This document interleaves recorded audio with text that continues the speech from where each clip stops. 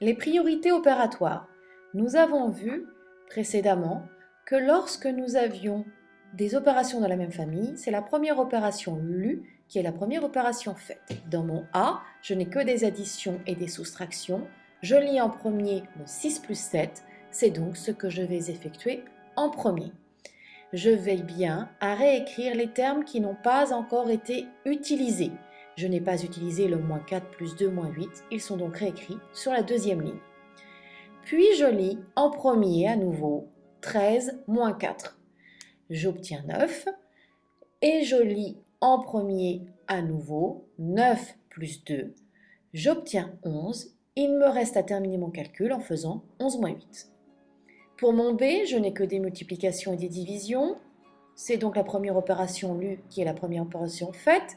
9 fois 2, 18. 18 divisé par 3, 6. 6 fois 12, je vais trouver 72. Et enfin, 72 divisé par 4, j'obtiens 18.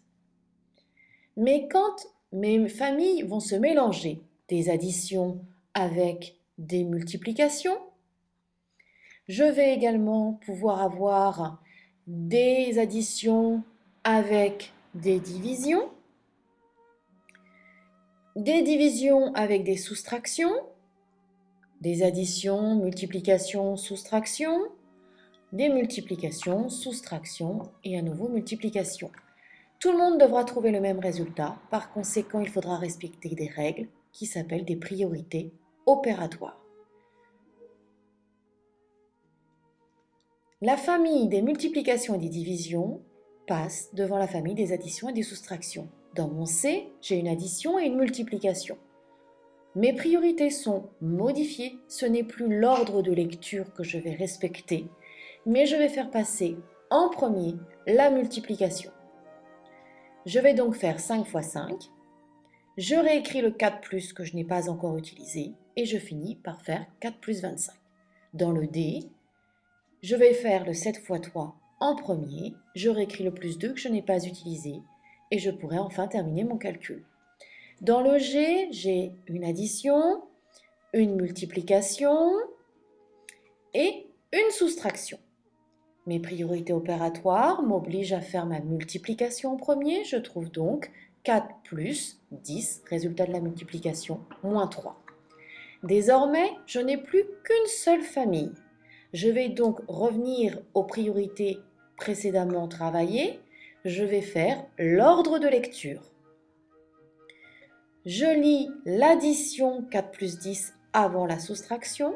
Je vais donc faire 14 moins 3, 11. Il faut veiller à bien respecter les priorités opératoires vues tout au long de ce chapitre. Dans le I, j'ai un bloc prioritaire, 25 divisé par 5 fois 2, puis un autre, 9 fois 4 divisé par 3. Mais dans ces blocs prioritaires, j'ai à nouveau des priorités à respecter. L'ordre de lecture va devoir être respecté. 25 divisé par 5 devra être fait avant la multiplication par 2 et 9 fois 4 devra être fait avant la division par 3. La première opération lue est la première opération faite quand nous sommes dans la même famille. Maintenant, je respecte la priorité des multiplications et des divisions devant les soustractions et les additions. Donc, je vais faire le 5 fois 2 avant une addition ou une soustraction et je vais faire 36 divisé par 3 également en premier. Désormais, dans mon I, tout est de la même famille. Addition, soustraction. Étant donné que tout est de la même famille, c'est l'ordre de lecture qui devra être respecté. Je lis donc en premier l'addition 3 plus 10, c'est elle que je vais faire en premier. Ensuite 13 moins 7, 6 plus 12, et je trouve mon résultat qui est égal à 18.